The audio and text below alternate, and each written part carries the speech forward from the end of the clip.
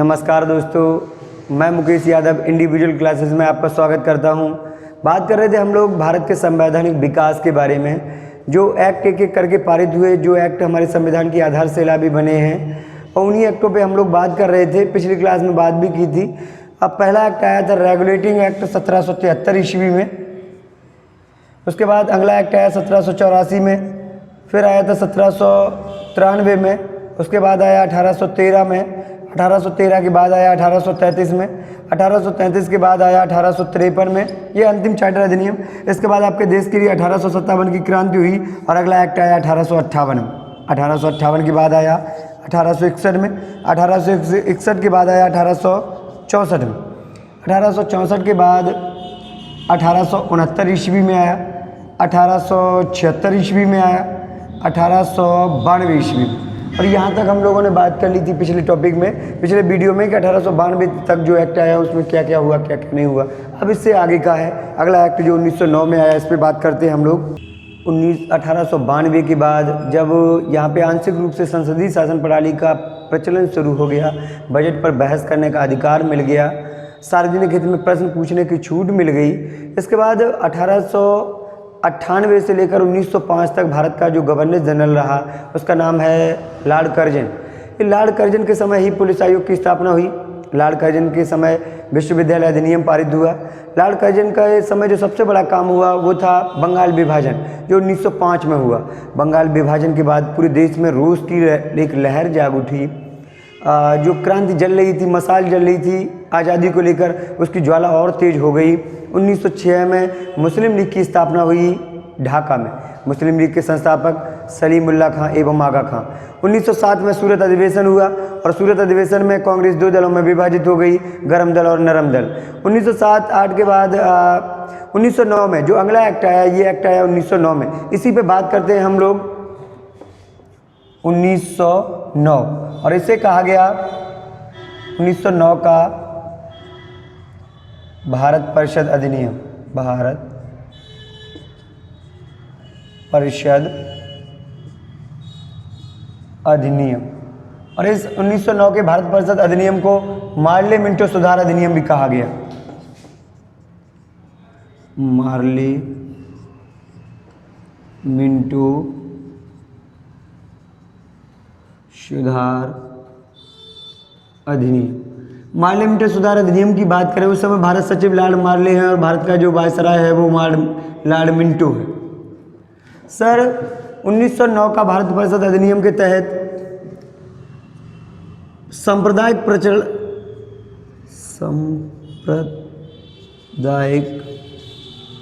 निर्वाचन प्रणाली का प्रारंभ हो गया।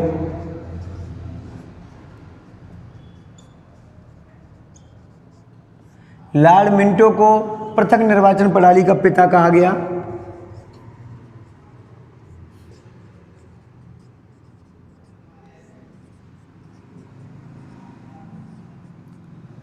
पृथक निर्वाचन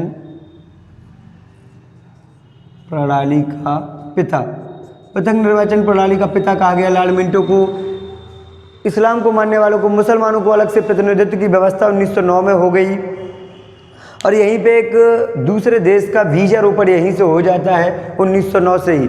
और लॉर्ड उस समय भारत का जो सचिव है लॉर्ड मार्ले ने मिंटो से कहा कि आज हम एक ऐसी फसल का बीजा रोपण कर रहे हैं जिसकी फसल जब पककर तैयार होगी तो उसकी स्थिति बड़ी भयावह होगी। और यही हुआ 1947 में। इस फसल के रूप में हमने एक नए देश का जन्म हुआ दुनिया के नक्शे पर, जिसका नाम है पाकिस्तान। 1909 का यहाँ से मुसलमानों के लिए व्यवस्था शुरू हो गई अलग से निर्वाचन की। अगला जो एक्ट आया, ये एक्ट आया 1919, और इसे कहा गया 1919 का भारत परिषद अधिनियम। और 1919 का भारत परिषद अधिनियम को कहा गया मॉन्टेग्यू चेम्सफोर्ड सुधार अधिनियम।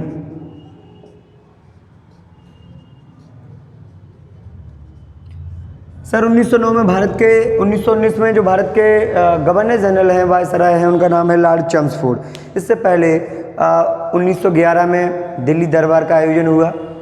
दिसंबर 1911 में जॉर्ज पंचम और रानी मैरी भारत आए। बंगाल विभाजन रद्द करने की घोषणा की गई और दिल्ली को भारत की नई राजधानी बनाने की घोषणा की गई। दिल्ली भारत की राजधानी बनी 1 अप्रैल 1912 को। बंगाल विभाजन रद्द हो गया, दिल्ली भारत की राजधानी बन गई। उस समय जो भारत का वायसराय है उसका नाम है लॉर्ड हार्डिंग द्वितीय। 1913 में गीतांजलि के लिए नोबेल पुरस्कार मिला है रविन्द्रनाथ टैगोर को। रविन्द्रनाथ टैगोर जिन्हें गुरुदेव कहा गया, रविन्द्रनाथ टैगोर पहले व्यक्ति हैं जिन्हें नोबेल पुरस्कार मिला है। 1914 में प्रथम विश्व युद्ध शुरू हो गया। 1915 में महात्मा गांधी दक्षिण अफ्रीका से वापस आए 9 जनवरी को। उन्हीं की याद में अप्रवासी भारतीय दिवस भी मनाते हैं। 1917 में अधिवेशन हुआ कांग्रेस का, कलकत्ता अधिवेशन। पहली बार कोई महिला अध्यक्ष बनाई गई, श्रीमती एनी बेसेंट। 1918 में द्वितीय विश्व युद्ध समाप्त हो गया और 1919 में 13 अप्रैल 1919 को एक घटना घटी, जलियांवाला बाग हत्याकांड। अमृतसर, पंजाब का एक शहर है अमृतसर, जहाँ पे स्वर्ण मंदिर है, जिस अमृतसर की स्थापना करवाई है गुरु रामदास ने अपने गुरु अमरदास के नाम पर। जो हमारी grand trunk road, GT road, जो कलकत्ता से पेशावर तक जाती थी, अब पेशावर पाकिस्तान में पड़ने लगा तो जाती है अमृतसर तक, ये जीटी रोड। अमृतसर में ही 13 अप्रैल 1919 को एक घटना घटी जिसे जलियांवाला बाग हत्याकांड के नाम से जाना गया। जनरल डायर ने जहाँ पे गोली चलवाई। हंटर कमेटी बनाई गई उसकी जांच करने के लिए। हमारी तरफ से, हिंदुस्तान की तरफ से जो रहे मदन मोहन मालवीय रहे उस कमेटी के, एक दूसरी कमेटी जिसने इसकी जांच की है। 1919 की घटना के बाद सर 1919 का भारत परिषद अधिनियम, मॉन्टेग्यू चेम्सफोर्ड सुधार अधिनियम, इसके तहत भी बहुत अभूतपूर्व बदलाव किए गए। यहाँ पे सर पहली बार महिलाओं को वोट डालने का अधिकार दिया गया।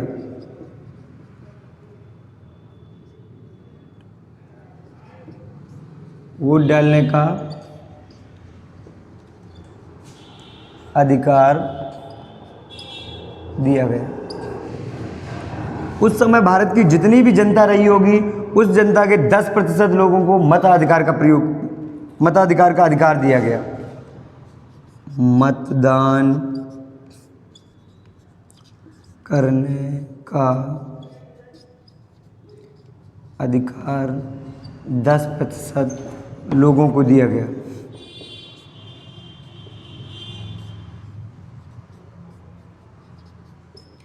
उन्नीस में ही जैसे अंग्रेजों ने 1909 में मुसलमानों को अलग किया, ऐसे ही यूरोपियों को, ईसाइयों को, यूरोपी, ईसाई, एंग्लो इंडियन,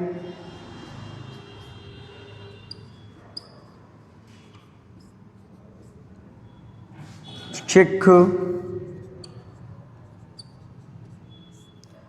सभी की अलग से प्रतिनिधित्व की बात की।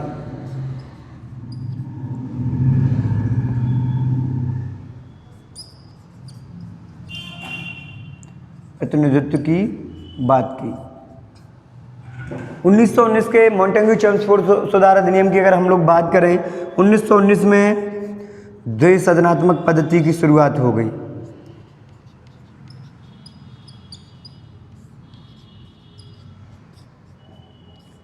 पद्धति की शुरुआत 1919 एक्ट के द्वारा तेज बहादुर सप्रू को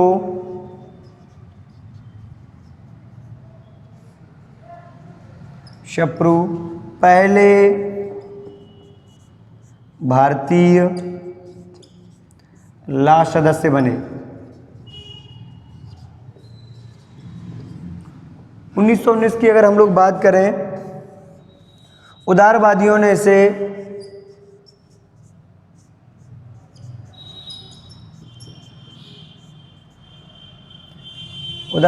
इसे सूर्य विहीन ऊषा काल कहा। उदारवादियों ने इसे भारत का मैग्ना कार्टा कहा। भारत का मैग्ना कार्टा। 1919 एक्ट को भारत का मैग्ना कार्टा कहा बीजी तिलक ने, बीजी तिलक, बाल गंगाधर तिलक, जिन्हें भारतीय शांति का दूत भी कहा गया है। बीजी तिलक, बाल गंगाधर तिलक ने सूर्य विहीन उषा काल कहा, सूर्य विहीन उषा काल, सूर्य विहीन उषा काल कहा है 1919 एक्ट को। 1919 की बात करें, 1919 में प्रांतों में दोबारा से द्वैध शासन प्रणाली की फिर शुरुआत हो गई। प्रांतों में द्वैध शासन प्रणाली की शुरुआत 1919 एक्ट के द्वारा ही। बड़े बदलाव किए गए 1919 एक्ट के द्वारा। 1919 एक्ट के बाद 1920 में महात्मा गांधी के द्वारा राष्ट्रव्यापी आंदोलन छेड़ा गया जिसका नाम है असहयोग आंदोलन। 1920 में चला ये असहयोग आंदोलन 5 फरवरी 1922 को चौरी चौरा की घटना के बाद बंद हो गया। 1921 में शुरुआत हुई हमारी संसद बनने की लॉर्ड रीडिंग के समय। 1922 में असहयोग आंदोलन बंद हो गया। 1923 में मोतीलाल नेहरू और चित्तरंजन दास के द्वारा स्वराज्य पार्टी का गठन किया गया। 1924 में कांग्रेस का फैजपुर अधिवेशन हुआ जिसके एकमात्र अधिवेशन के अध्यक्ष रहे महात्मा गांधी। 1925 में काकोरी कांड की घटना हुई, लखनऊ के पास ट्रेन डकैती पड़ी। 1927 में हमारी संसद बनकर तैयार हो गई और 1927-28 में साइमन कमीशन भारत आया। साइमन कमीशन 2 बार भारत में आया लेकिन एक भी बार पारित नहीं हो पाया। साइमन कमीशन को श्वेत कमीशन कहा गया। श्वेत कमीशन इसलिए कहा गया क्योंकि इसके जितने भी सदस्य थे सारे के सारे अंग्रेज थे, तो श्वेत कमीशन इसको बोला और इसी का विरोध किया गया लाला लाजपत राय के द्वारा। लाला लाजपत राय के सर पे पड़ी लाठी और उन्होंने कहा कि मेरे सर पे पड़ी लाठी, प्रत्येक लाठी अंग्रेजी साम्राज्य के ताबूत की कील होगी। 1928 की घटना है ये। 1929 में लाहौर अधिवेशन हुआ और रावी नदी के तट पर पहली बार पूर्ण स्वाधीनता की बात की भारत के पहले प्रधानमंत्री पंडित जवाहरलाल नेहरू ने। तिरंगा फहराया गया, यहीं पे झंडा फहराया गया आपका, और 26 जनवरी को स्वतंत्रता दिवस के रूप में मनाने की घोषणा भी की गई। 1930 में महात्मा गांधी के द्वारा फिर एक राष्ट्रव्यापी आंदोलन सविनय अवज्ञा आंदोलन की शुरुआत हुई। इसी के दौरान महात्मा गांधी ने नमक कानून तोड़ा, दांडी मार्च किया। 1931 में सुखदेव भगत सिंह राजगुरु को फांसी हुई, गांधी अरविंद समझौता हुआ। 1931 में पहली बार मौलिक अधिकारों की बात की सरदार वल्लभ भाई पटेल ने कराची अधिवेशन में। 1931 द्वितीय गोलमेज सम्मेलन हुआ 1931 में और भारत की राजधानी नई दिल्ली घोषित की गई 1931 में। 1932 में रैमजे मैकडोनाल्ड अवार्ड आया जिसे सांप्रदायिक पंचांग कहा गया। 1932 में तृतीय गोलमेज सम्मेलन हुआ और तीनों गोलमेज सम्मेलन में जिसने हिस्सा लिया वो भारत के शिल्पकार, संविधान के जनक कहे गए डॉक्टर भीमराव अम्बेडकर। इसके एकमात्र अधिवेशन में या द्वितीय अधिवेशन में हिस्सा लिया महात्मा गांधी ने। 1935 जो अगला एक्ट आया 1919 के बाद, ये एक्ट आया 1935 में। इसी पे बात करते हैं हम लोग। 1935 भारत शासन अधिनियम, भारत शासन अधिनियम 1935, भारत शासन अधिनियम 1935। 1935 की बात करें, 1935 जितने भी एक्ट थे उनका समायोजन था 1935 एक्ट। सबसे बड़ा और जटिल था आपका संविधान। हमारा संविधान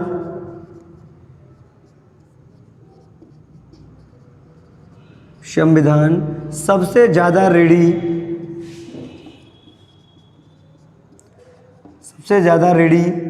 1935 एक्ट का ही है। यहाँ से लगभग 250 अनुच्छेद या तो उनमें कुछ बदलाव किया गया या जैसे थे वैसे ही रख दिए गए। तो सबसे ज़्यादा जो रेडी है हमारा संविधान 1935 एक्ट का ही है। 1935 एक्ट के द्वारा बर्मा को भारत से अलग किया गया।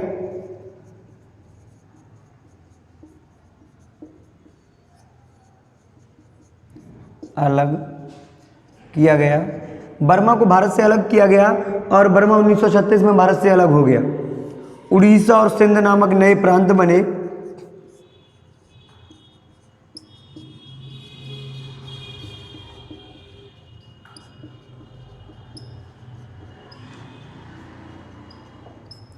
उन्नीस 1935 एक्ट के द्वारा ही प्रीमियर और मिनिस्टर जैसे शब्दों का प्रयोग हुआ पहली बार।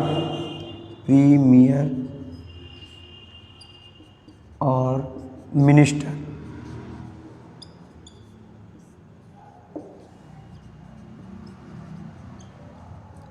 शब्दों का प्रयोग हुआ। 1935 एक्ट के द्वारा ही जो द्वैध शासन प्रणाली 1784 में शुरू हुई, 1858 में बंद हुई, 1916 में प्रांतों में लागू हुई। वही 16 साल बाद दोबारा 1935 एक्ट के द्वारा प्रांतों में द्वैध शासन प्रणाली समाप्त होकर केंद्र में द्वैध शासन प्रणाली की स्थापना हो गई।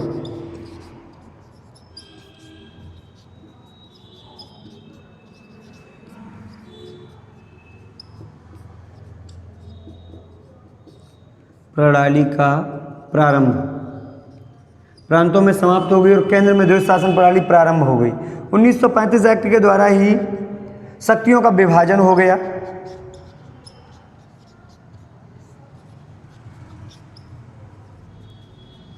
इसमें राज्य सूची, केंद्र सूची और समवर्ती सूची, शक्तियों का विभाजन हो गया। 1935 एक्ट के द्वारा ही भारतीय राष्ट्रीय कांग्रेस के द्वारा आधिकारिक रूप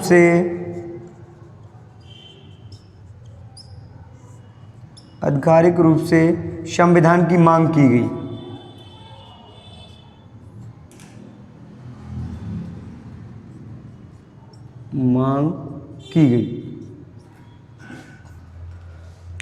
ये तो था 1935 एक्ट।